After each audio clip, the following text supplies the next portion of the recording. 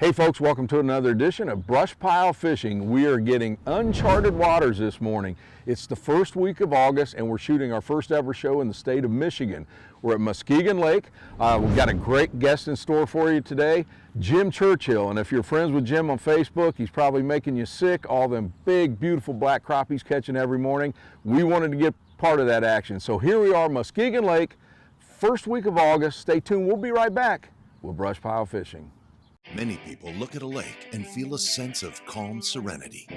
Crappie fishermen feel the heart-pounding anticipation of the thump. That's why host Russ Bailey is addicted to crappie fishing. It's this addiction that takes Russ from the Midwest to the Deep South in search of the best lakes, techniques, and patterns from some of the best crappie anglers in the country. Right here on BrushPile Fishing. Hey folks, welcome back to BrushPile Fishing. Muskegon Lake here in Michigan. Again, it's the first time we've ever taped here in Michigan with Jim Churchill. Jim, how we doing? I'm doing great. All right, now listen, I know how clear these lakes are. That's something that I'm not real comfortable fishing, but you say you have been busting some good crappie all summer long. Some real nice ones, yeah, since about middle of June to now, hopefully today. And you've already told me, make sure we bring Show Enough because you've been killing them. Show Enough. There's a reason it's called Show Enough. So let me tell you this. So when I think of fishing northern Indiana or the Michigan lakes, the Clear Lakes, I keep thinking of weed beds, stuff like that. What are we going to concentrate on today? You say it's completely different. We're going to fish these ships. We're going to do some dock shooting, just a much larger dock. Okay, now how big is this ship? I don't know. It's 500 to 700 feet long. And this is what we're going to actually fish. Yeah. Folks, I can tell you, I've never done this on a show before, so we're going to see. Is this the only one today? Oh no, we've got a couple of them, a couple different barges, throughout a couple old tugboats. Anything that has deep water under it, really, with deep water that creates shade. When you say deep water, and again, we're in the first week of August, what are we going to concentrate? Where are we going to be mostly? 25 to 30 feet of water. So we're deep. Yeah, and the fish are suspended usually underneath them. You know, you get some on the bottom, but they're usually about halfway. You'll catch them anywhere, sometimes 6 feet down, and sometimes 18, 20 feet down. It just depends. The bigger ones usually come underneath the school. I mean, you're going to see some pretty good sized schools of crappie, not what you're used to anywhere in the South, I don't think. Yeah. Not that I've seen when I was fishing down there. Well, I'll tell you what, this is something completely different.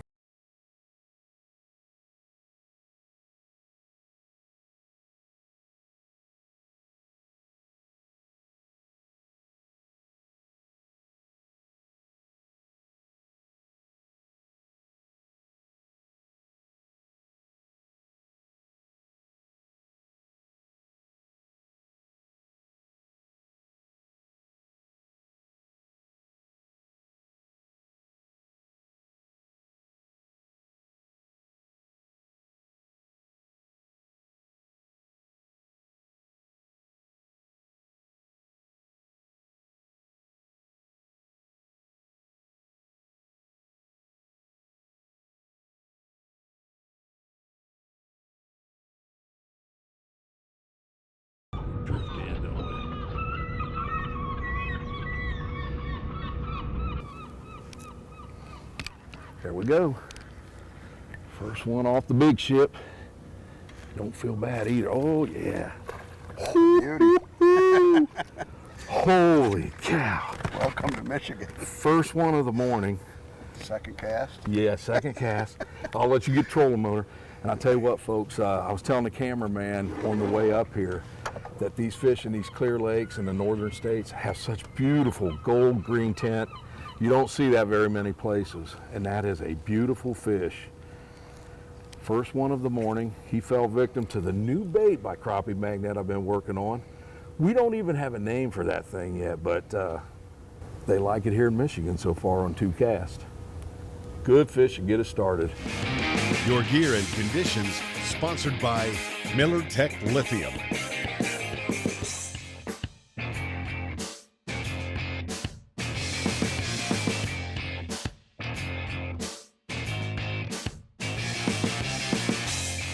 Just throw it up there and count down to 12, 14, and real slow.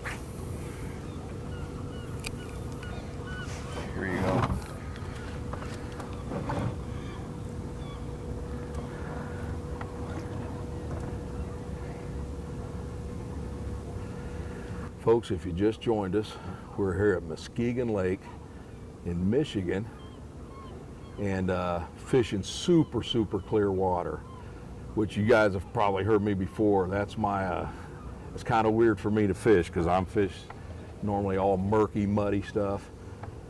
But first time we've ever done a show, basically fishing off a ship, not a boat, a ship. We're dock shooting. Yeah. Just a big dock. Big dock. You know, we've been on the water here about 5 minutes, caught one real nice one already. And Jim, you told me that these black crappie up here in the summer are getting big schools, and man, we have seen, the first school is huge. And it's front to back on this ship, I mean.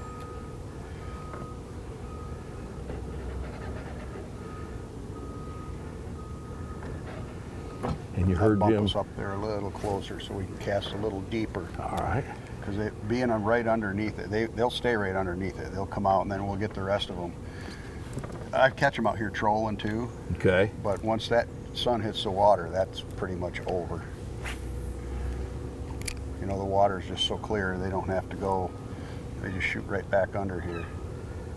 Right now, folks, we're in about 23 foot of water and water temperature 75. We're in the first week of August. And you get to do this all summer, huh? Yeah. 2 months out of the year. That's how it seems sometimes up here. The water's actually cool. Normally the water's up in the 80s, but we haven't had that real hot weather like they've had down south. And yeah.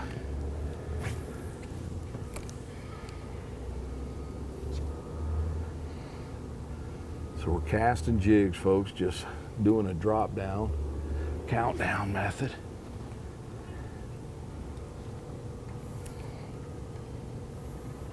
And these fish are anywhere this morning from 12 to 15, 16 foot down.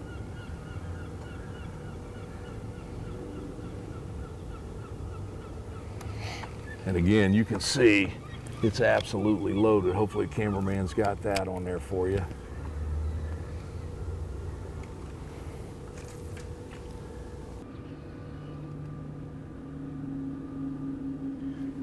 there you go. Dude, these are close to the boat. Yeah, there he is. There we go.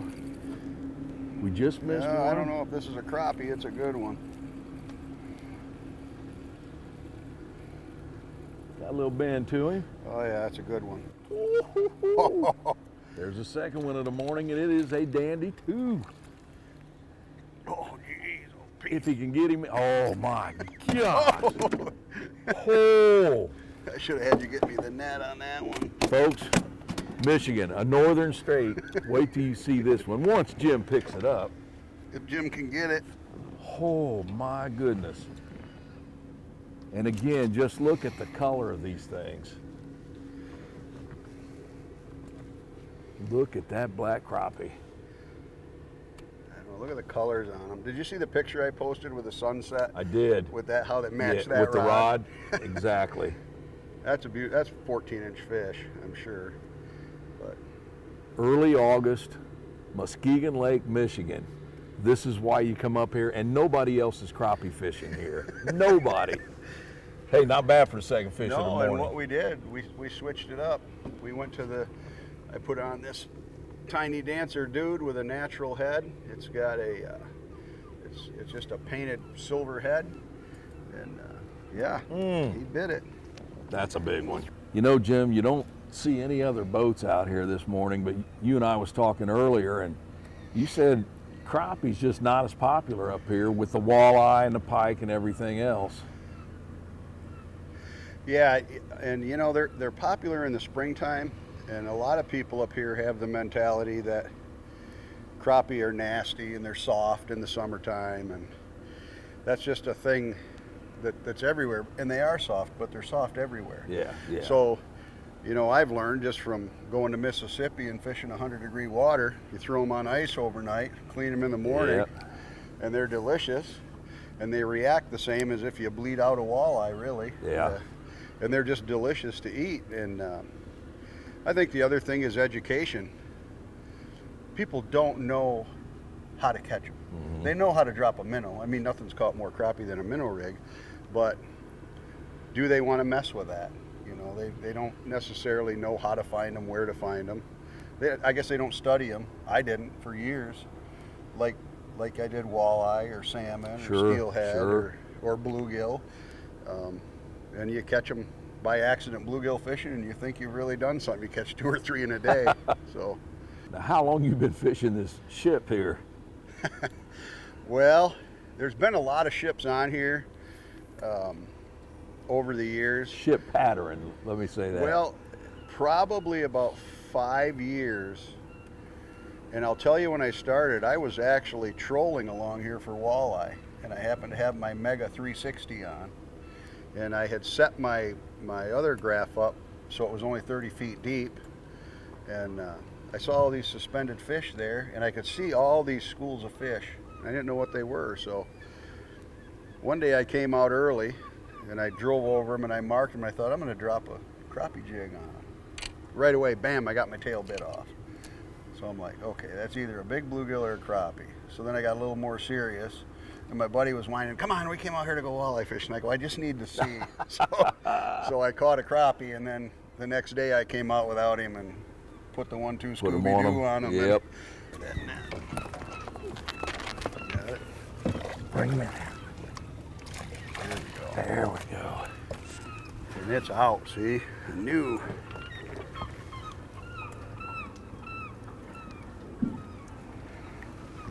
That. Whew. That's 2 pigs.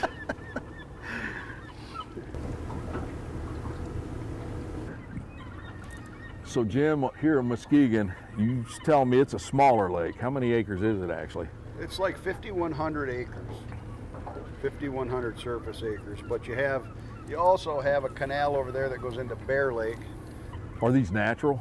Yeah, they're all natural. Yeah. Glacial lakes. This is basically the Muskegon River shed, which goes clear up to the middle of the state, up by Houghton. I mean, this lake's obviously huge shipping, so it's real deep, as you can see, obviously. Right. They used to have the power plant down here, and they'd have 1,000-foot freighters come in and bring coal there, which they've taken that out now. You got one on there? Nope. Something was following you? Was it? Yeah. There, I got him though. There, folks. Our first move down the ship, which is like 900 feet. There we go. Nice. Now, I'll tell you, Jim told me before I got here, the hot color's been shown enough. I just put it on, and sure enough. Now, the one thing, this is the first time we moved. We stayed at the one end of the boat. Yeah. This first time we come down here.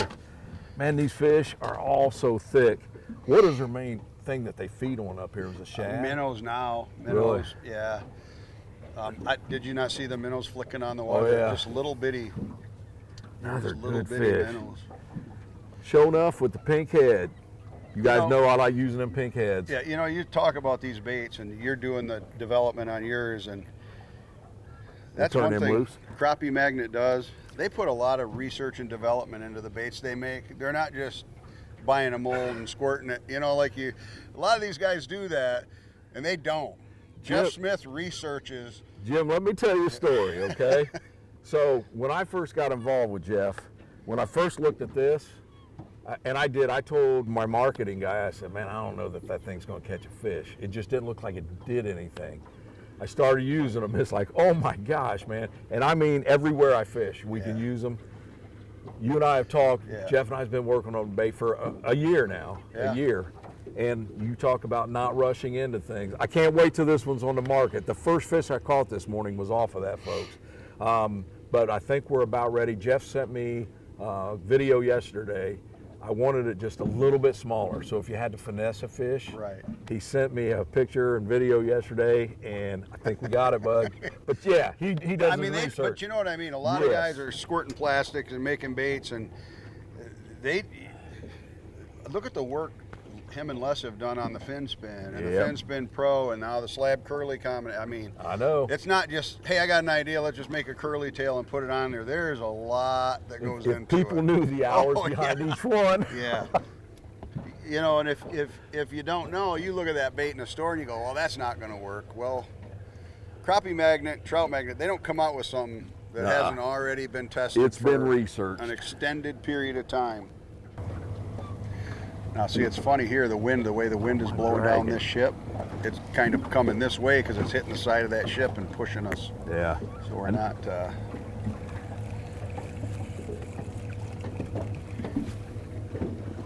There you go.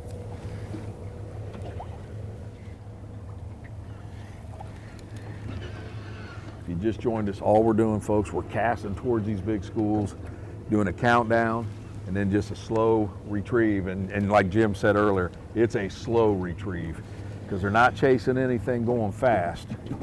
And even moving slow, we've had several that just ticket and you just can't get a hook in them. It's kind of that deal where if you think you're reeling too slow, reel a little bit slow down some more. They're just finicky today for some reason, and that's just how part of the deal. Not a bad one. A little bit smaller. Little tiny little thing. But he's one. That's right. He's a crappie. They got to be this size before they can be a slab. Well, let's talk about that now, Jim. What kind of limits do they have here as far as size and numbers? There's no size limit. I mean, you could keep that if you were hungry, but 25 is the limit. Okay. And that's, you know, panfish, so it would count. If you had bluegills, those would count towards your 25 also. Gotcha. But no size limit, huh? No size limit, no.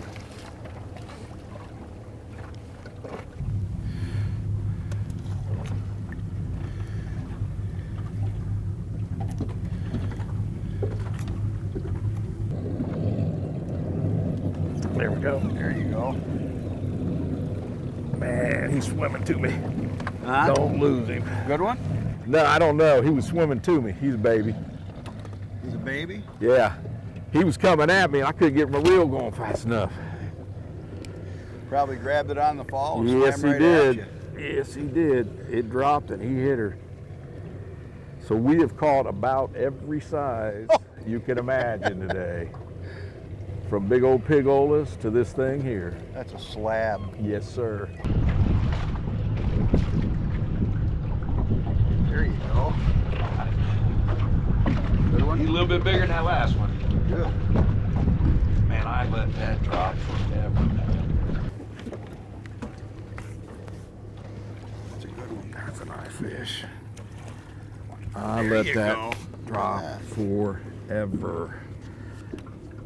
All right, come here. Got you tangled in my net.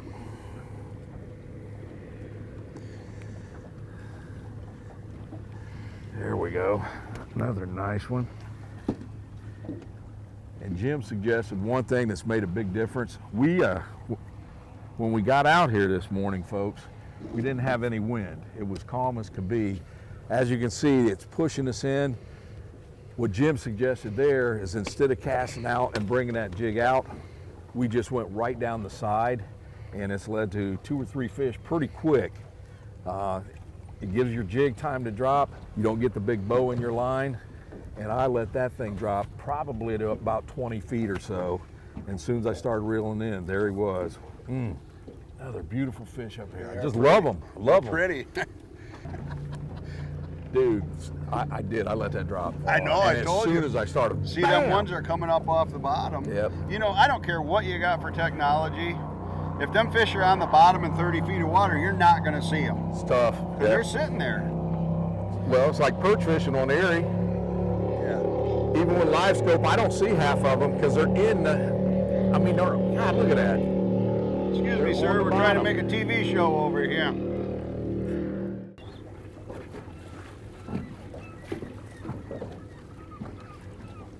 There he was. Slowed it down, like you said. Oh, yeah. I got him. Got him? He's decent, but he's not one of our hogs. 10-incher. Yes, sir. Most states, that's a good keeper. And you know what, Jim, you and I was talking, I think, off camera about, you know, with the live scope and the big, you are seeing a lot of bigger fish being caught.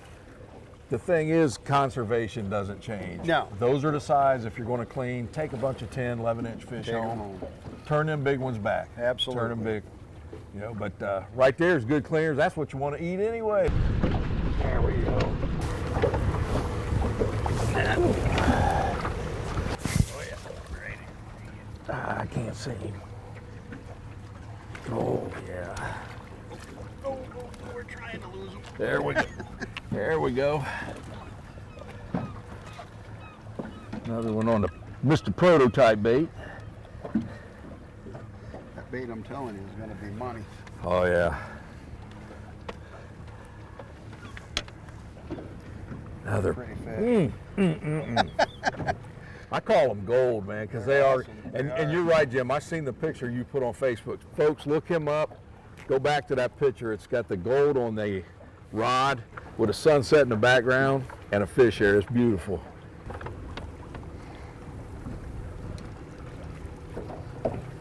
I do like this mount. Anything he makes, man. Have you been to his place? No, not yet. There you go. Oh, that might be a good one. Got him. That's going to be a good one. Oh, he hammered that thing. And you know what I did? I was reeling. I dropped it, and he hit it when it dropped. Nice. Another good fish, folks. Muskegon Lake, right there's what it's all about. It has been fun this morning. Fighting the wind, but pretty fun. You know, I like shooting under pontoons. I've never shot under ships before. This has been great. Not a boat, ship. That's good. Gives a whole new meaning to dock shooting. Just a You're bigger lying. dock. It's a bigger dock. They're just right there under the boat.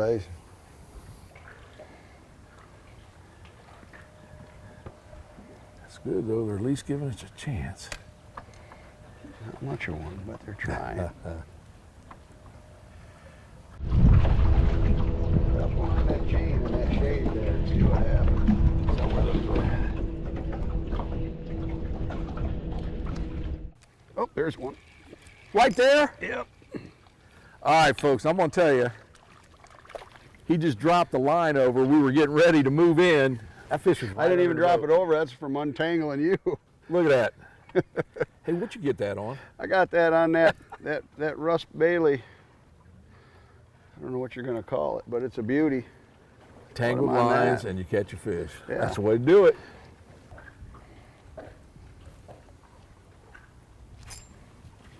Got him? Yep.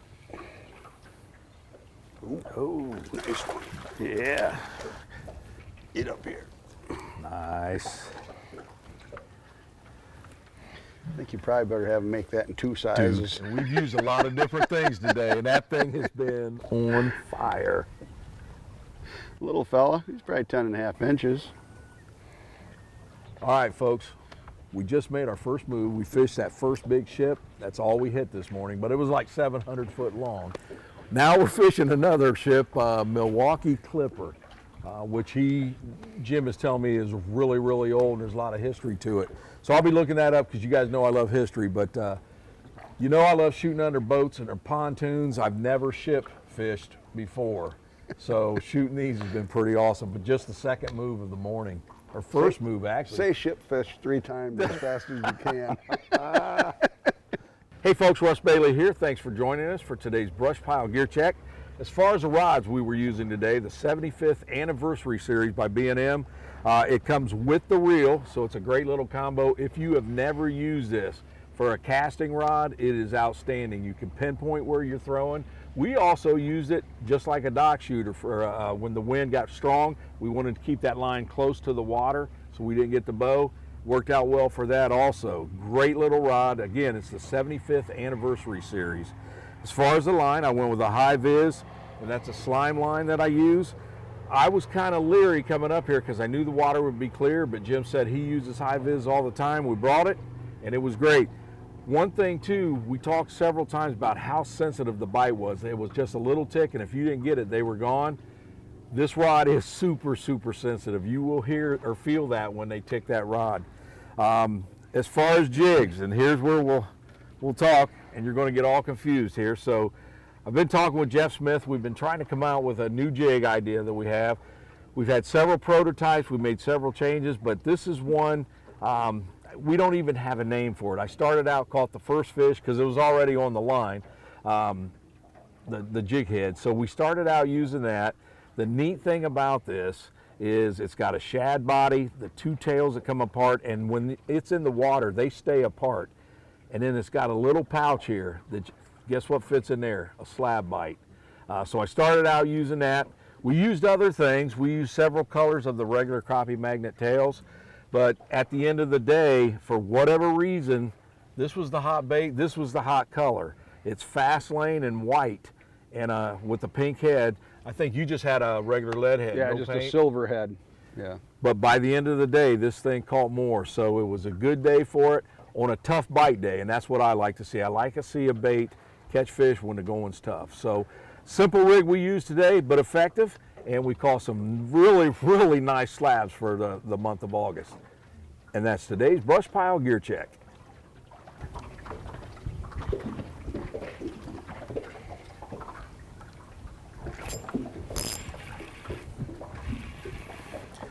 Fish on. You're hot over here. That's a little better fish too. Oh, shoot. I got it. You got him? Not bad, not bad, not bad. 12-inch fish. Well, folks, I hope you enjoyed today's show. Jim, I'll tell you what, man. Ship shooting. That's a new thing. Dude, this was awesome. And I know you said the bite was tough today. It was, yeah. We worked. We got some nice quality fish. We had to battle a lot of things. You know, the barometer wasn't where we wanted it to be, but the wind, and it pushed this boat through. So, Yeah. I mean, we battled the trolling motor all day, too. You know, folks, like Jim said earlier, you just don't see a lot of people crappie fishing here. What a waste. Michigan people, get up here, give this lake a try, get the crappie gear out because the crappie fishing's incredible. And just big, beautiful black crappie. Jim, I am so glad you invited me. I had a blast today, man. I did too, man. I hope you come back. We'll do another one someplace Dude, you know else, that's buddy. happening. You know that's happening. It's a lot of fun, and testing your prototype, that's awesome. It works great. Wish I had a name for that bait yet, but we have not got it yet. But folks, give it a try. You got to see it work today. And we tried several things, and it outfished them. So It did. So It really did. but I hope you enjoyed it, folks. Stay tuned. We'll be back again with Brush Pile Fishing. Special thanks to B&M Pole Company, War Eagle Boats, Crappie Magnet, Slime Line Fishing Line, Cornfield Fishing Gear, Eye-Hole Jig, Easy Drift, Driftmaster, Offshore Tackle Company, Power Pole, Mossback Fish Habitat, Purpose Built Optics, Garmin, Stan's Slip Bobbers, Bob's Cycle Repair, Millertech Lithium,